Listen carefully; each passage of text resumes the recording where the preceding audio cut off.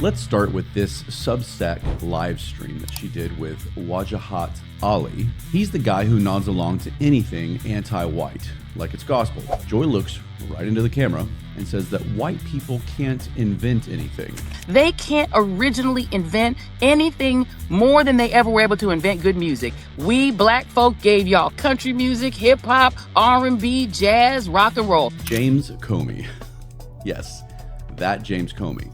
The guy who ran the FBI into the ground with the Russia collusion hoax is now posting weird little selfie videos on the internet.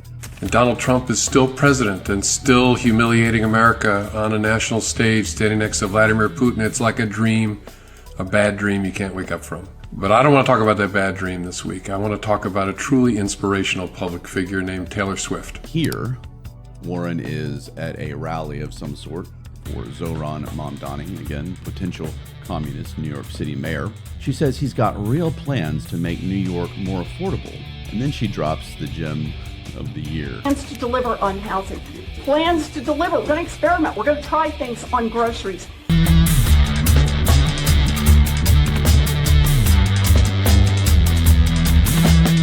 Welcome to Stay in the Fray podcast. I'm your host, Ryan. This is where headlines get hit hard, hypocrisy gets shredded, and the absurd are laughed at. If you want comfort, this isn't your place. If you want blunt and unfiltered, I'm your guy. Join me in the fray. All you gotta do is just listen up. Hey everyone.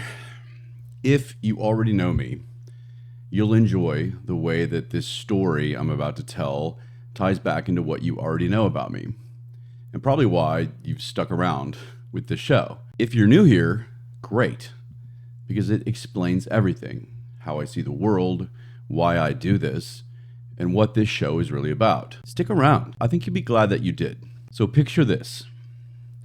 10,000 people in an arena, confetti cannons pinned and primed. Wayne Coyne, frontman, climbing into his giant blow-up hamster ball. And if you've ever been to a Flaming Lips show, you know exactly what I'm talking about. There's about 3 minutes of pure happiness when he rolls over the crowd while the song Race for the Prize blasts and confetti rains like it's New Year's Eve.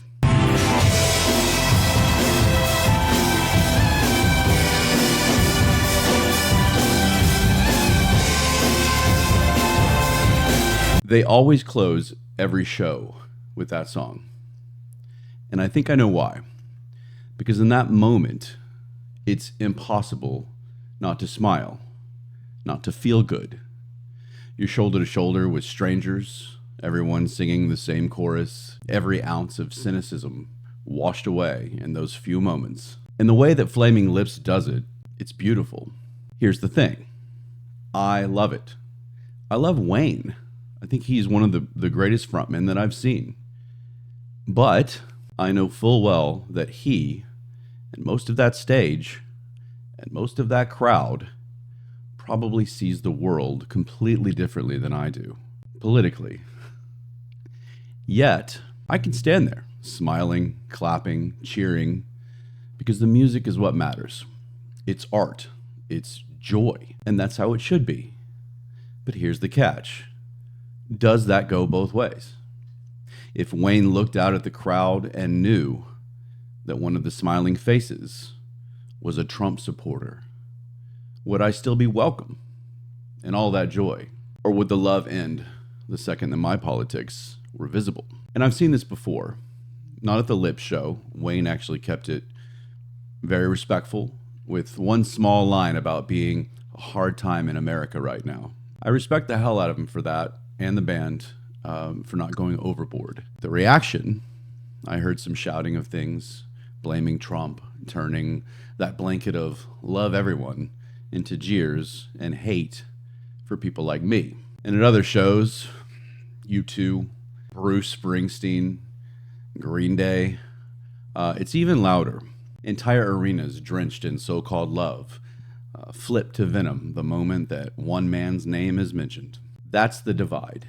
They claim to love America, love its people, and love peace, until the very people they supposedly love dare to vote differently to think differently, to approach life differently.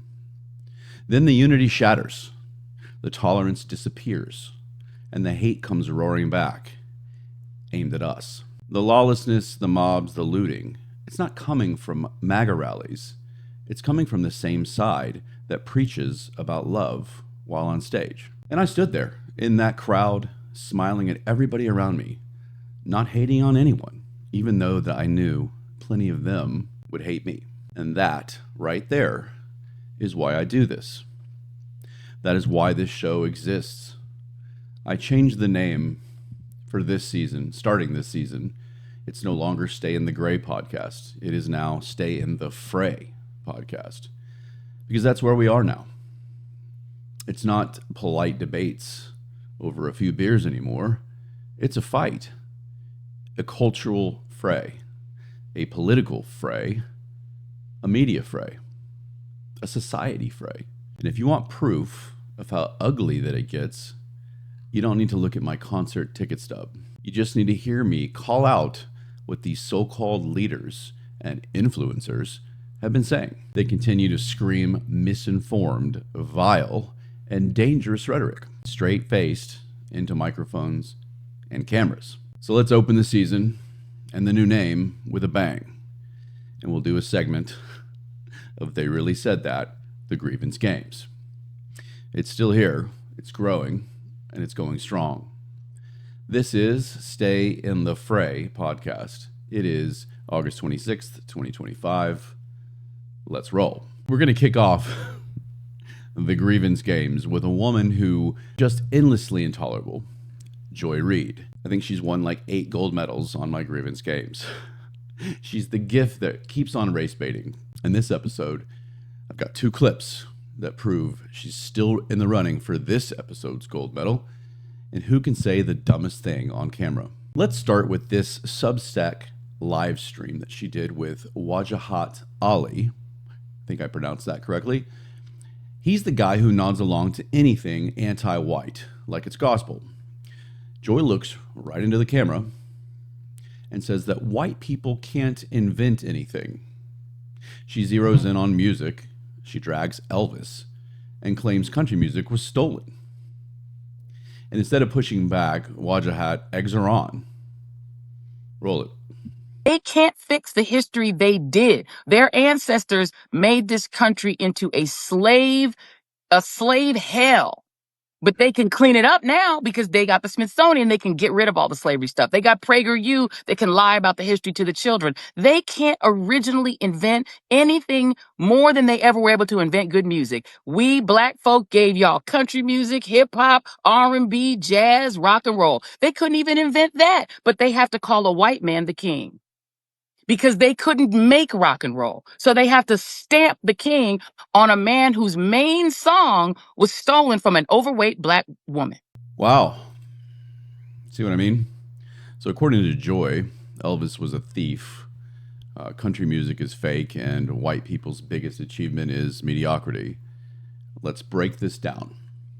Was Elvis inspired by black artists? Sure. No, nobody's denying that. Many musicians are inspired by all other musicians. But inspiration is not theft. It's called music. Elvis brought the dance, the flair, the non-singing vocal style, the showmanship, the white suit. That's why he became Elvis. And if it was just all stolen, then white artists more successful with it because they transformed it, they adapted. That's how art works. Joy acts like music didn't exist before America 150 years ago. Have you ever heard of Celtic, Norse, Viking folk traditions? Bagpipes, drums, chants that could rattle the battlefield? How about classical music? Mozart writing symphonies at age 5, Beethoven composing while deaf? You think that came from a Memphis juke joint, Joy? Country? It came from European folk traditions, plain and simple. Don't even try. Joy cannot simply erase history just because it doesn't sell her newsletter. And then there's invention in general. Joy, if white people can't invent, then explain Edison and the light bulb, Bell and the telephone, the Wright brothers in flight, Fleming, penicillin. Jonas Salk, curing polio. Steve Jobs with the iPhone. Henry Ford mass-producing cars. Are all those stolen from Wakanda? This isn't bragging. I'm not bragging. It's just facts. Joy invents lies to fuel her racist narrative. That's what she does. She race baits. It's pure desperation. The reality is, the majority of modern civilization was built off of these innovations. It doesn't erase contributions from all other cultures, but to deny this outright is desperation. And it's exactly why people are sick of the race-baiting game. But it's all that Joy has left. As dumb as that was, Joy's second clip might top it. Joy says America is deporting black and brown people because white people don't want to compete with them. Jobs, military appointments, even university applications. I'm not kidding. Roll it, boys. The people who now no longer have to worry about competition to get into Harvard and Columbia and Yale, or to get the jobs they want, or the military appointments that they want, or the jobs in the Trump administration that they want. They don't have to worry about competition from black and brown people because Stephen Miller and Donald Trump and Pete Hegseth from Fox and all the other people who are unqualified for their jobs are deleting all the blacks and the browns and making sure that they all get deported and locked up so that they don't have to compete and cannot compete with the people who frankly aren't qualified but have the right complexion for the connection when it comes to MAGA. Is she for real? This is unbelievable. So apparently the guy who crossed the border illegally last year is supposedly more qualified for college, the military, and a job than the citizens who've actually lived here, worked here, and paid their taxes here. And qualified for what? Joy? To cut the line? To break the law better than the next guy? This is her logic. They're all more qualified because you're just scared. It's unreal. And let's be real. It's not our fault that the overwhelming majority of people who are here illegally happen to be brown and black people. That's not racism. It's just reality. It's statistics. I mean, look it up. Deportation is not about avoiding competition in any way. It's about the law, plain and simple. Being here illegally is already a crime. It is insulting to say that the people getting deported are some secret wave of geniuses that evil white America is deleting from the country. It's pure fantasy. Joy Reid has firmly planted her flag in La La Land. And by the way, just to add, this whole cultural appropriation thing that she talks about all the time, I would like for Joy to maybe explain how dreadlocks and braids weren't invented by one culture at all. Vikings wore them, ancient Greeks wore them, Africans wore them, Hindus wore them. Everybody's been doing it for thousands of years, so kindly stop pretending that you own a hairstyle. And didn't Beyonce just strut out on stage with straight blonde hair not too long ago? I'm sure you lectured her about cultural appropriation. Moving on from Joy. She gets me so wound up, but it's important to be a competitor in these games. Let's move on. Next, James Comey. Yes, that James Comey. The guy who ran the FBI into the ground with the Russia collusion hoax is now posting weird little selfie videos on the internet. And oh boy, has he lost the plot. In what seems like one giant breath, Comey manages to insult President Trump, of course, and then launch into a creepy monologue about his admiration for one Taylor Swift. Roll it. And Donald Trump is still president and still humiliating America on a national stage, standing next to Vladimir Putin. It's like a dream, a bad dream you can't wake up from.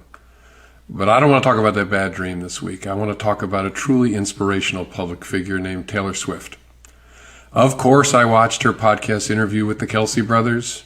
Of course, I watched the whole thing, although on YouTube, Teresa and I got kicked off for the last 15 minutes and finished it on her phone. Nobody cares. But I watched it. You see, Taylor Swift and I go way back. I went to my first concert of hers 15 years ago. I've been to a second, and I have helped financially support the attendance of a lot of family members at others. I'm in a family's Swiftie group chat. I know all her music, and I listen to it in my headphones when I cut the grass. So yes, I have a favorite of hers, although honestly for me it's a tie between All Too Well, 10-minute version, and Exile featuring Bon Iver. All right, I'll wait for you to stop laughing. First off, Donald Trump is humiliating America. This is another narrative that is getting very stale. There's no embarrassment. Under Trump, the U.S. economy has roared. Hundreds of billions of dollars have poured in from foreign investment. Energy independence is real, and countries are lining up to negotiate with us instead of taking us for a ride. Manufacturing is returning. There's record low unemployment across the board. Where is the humiliation? I don't get it, Jim. If you don't say something that he likes, that doesn't mean that he's embarrassing the United States. He's standing by Putin. It's a nightmare to dig. That's called diplomacy. Keeping enemies close so we can try and end wars. You know, like the 8 or so conflicts that Trump has already helped to shut down or calm during his presidency. It's only been 7 or 8 months. But hey, maybe you'd rather keep Zelensky's allowance checks flowing while millions more die. That is not diplomacy. That is blood money. And then without missing a beat, he turns into a teenage fangirl. He gushes about Taylor Swift like he's in line for some friendship bracelets. He says he saw her concerts way back. They go way back, he said. He bought tickets for family members to go see her. I'm sure that would impact her billions. He's in a Swiftie group chat, and he mows his lawn with her music in his headphones. Jim, this isn't commentary. It's a midlife crisis. And nobody gives a shit what your favorite Taylor track is. Do you think you have a shot with her or something? It's creepy. And she just got engaged, I hear. And where it gets rich is that after his Swiftie fangirling, he circles back to politics. I saved you the entirety of his babbling on this clip, but he goes on to say that there are way more of us than there are jerk Trump supporters. Where do I begin with this? We duly elected Trump by millions of votes, and Trump's base is now bigger than it was in 2016. Meanwhile, your side burns cities, loots stores, riots in the streets, and attacks people for wearing a red hat. But we're the jerks. You got it backwards, Jim, and you know you do. It's just impossible for you people to admit it. So that was James Comey, rambling about Trump, drooling over Tay-Tay, and lumping well over half the country into one big insult. Instead of embarrassing himself on video, maybe he should focus on something else, like lawyering up for his role in the Russia collusion hoax. He's going to need it. All right, we're moving right along here. I'm going to go to Elizabeth Warren, a.k.a., you know what I'm going to say, Pocahontas. She's the woman who once claimed that she was 1/16th Native American in order to get ahead in her career. If fraud were an Olympic sport, she'd already have more medals than Phelps. But somehow, she's still out here lecturing us on what's good for America.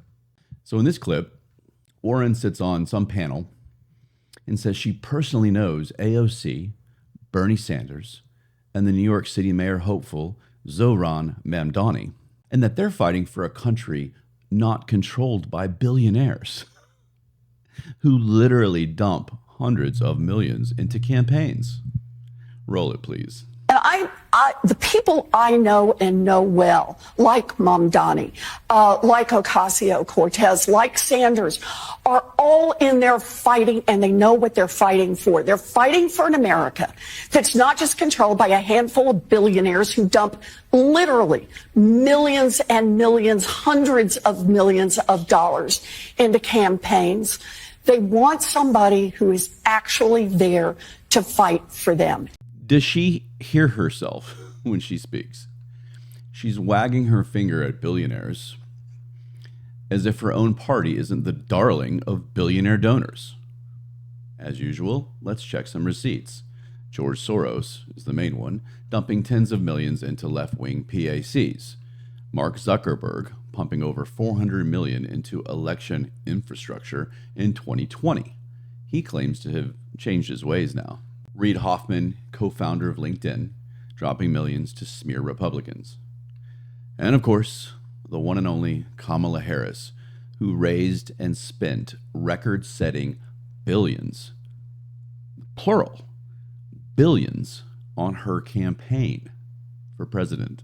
You're going to sit there, Elizabeth, and act like it's the right-wing side that's being backed by billionaires.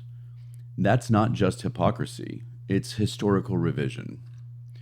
And by the way, those names she listed as her heroes, a socialist, a communist, and a woman whose only real achievement is live streaming herself making margaritas. That's her Mount Rushmore. If that's who's fighting for America, God help us all. But it gets better with Pocahontas.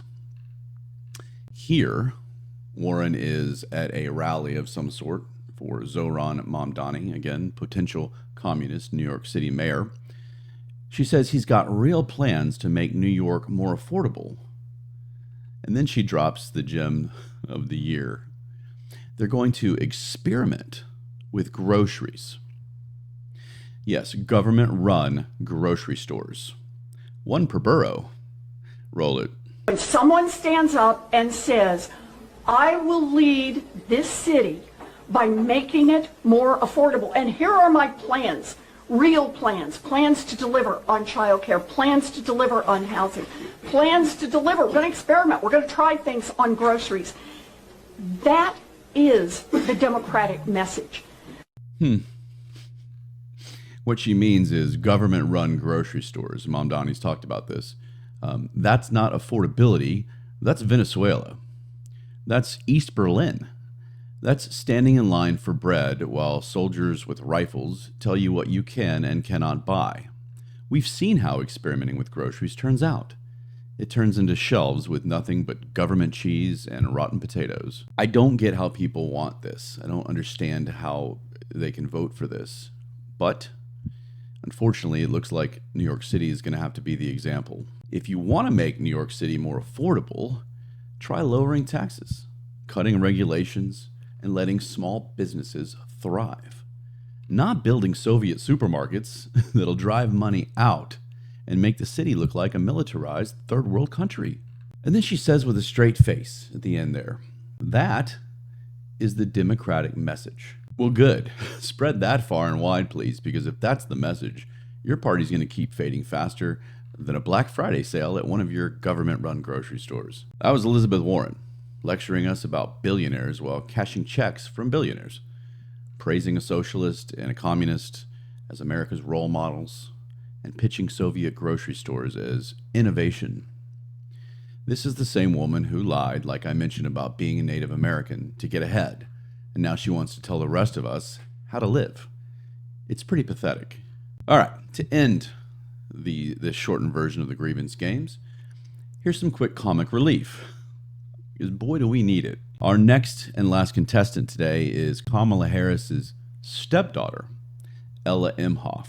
Yes, the fashion world darling who thinks crocheted hats and awkward TikToks are policy positions. She posted a video recently where she says the following. Get this.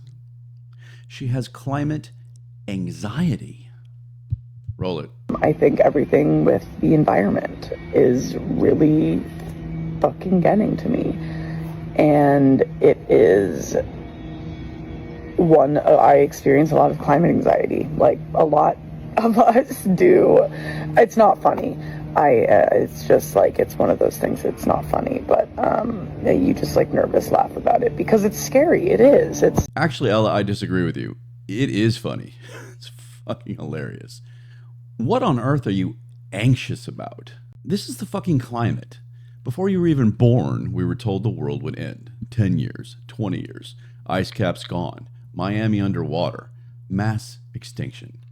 And here you are, alive, healthy, filming TikToks on a smartphone powered by fossil fuels. The apocalypse seems to be a bit delayed. If you want to direct your anxiety about this somewhere, then how about asking where all the trillions in climate funds have actually gone? NGOs, bureaucrats, global conferences with filet mignon buffets and private jets. There's not so much saving the planet going on there. But hey, you got your anxiety content out of it, so maybe that counts as activism now. And maybe this anxiety, it runs in your household. Your stepmom gets stage fright just trying to explain what a Venn diagram is. Or she bursts into a cackle every time she's asked a real policy question. So I guess climate anxiety fits right in with the Harris household. Lots of nervous laughter, no actual solutions to it. But if it gets really bad, Ella, don't forget, your stepmom can help. Kamala always sounds like she's a couple cocktails deep at happy hour somewhere. I'm sure she'll let you tag along to calm those nerves. Honestly, Ella, if the planet doesn't melt, you'll still be left with plenty of other things to worry about, like how embarrassing it must be to say this shit out loud. Moving on. So, as always, let's do a quick medal ceremony for the Grievance Games competitors. First, we're going to go right back to Ella. She gets the bronze today for proving climate anxiety is real, but only if you live in Kamala's cocktail closet.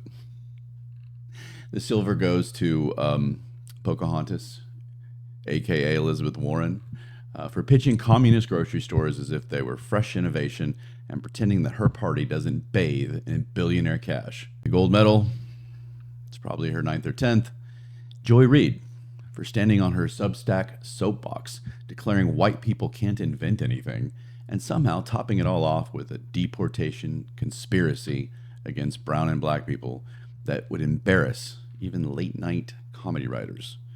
Congratulations, Joy. Again, you're this week's champion. And a quick honorable mention, I couldn't give just James Comey. Not for politics, but for possibly the creepiest Swiftie crush in history. Jim, mowing your lawn with Taylor Swift in your headphones does not make you inspirational. It makes you a walking restraining order. No medal for you, just embarrassment. But look, all right. Underneath all this, the sarcasm, the roasting, there's a reason that we do this on the show. There's a reason that I ramble like this and call out these people.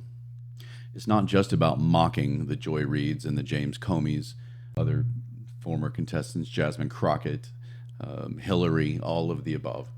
It's about exposing the hypocrisy that poisons the culture and our country, our society, our politics. The left screams that Trump supporters are filled with hate when all we did was stand at a concert smiling, clapping, cheering, all of the above, while their side booed and jeered, ready to attack. It's more than my reality at the Flaming Lips concert. It's the perfect metaphor. The truth is, more Americans are waking up. More are looking in the mirror and realizing that the lies don't match the reality that they see every day. We don't hate this country. We love it. We want it to be strong, honest, and free. The only way to fight back against the woke nonsense and the endless false accusations is to stand together. And that's what I'm trying to do. So if you're new here, welcome aboard. Hope you enjoyed the first of many. Like and follow and subscribe and all that good stuff. Comment. Ask anybody. I enjoy the interaction. You're just in time for the name change. Stay in the fray. Jump on. Be one of the first. If you've been with me since the beginning, I thank you all. You're the reason that I'm still here.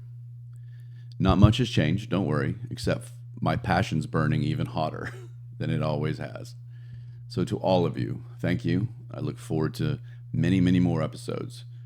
Stay loud. Stay fearless. Stay unapologetic. Stay in the fray. Love you guys. All you gotta do is just listen up.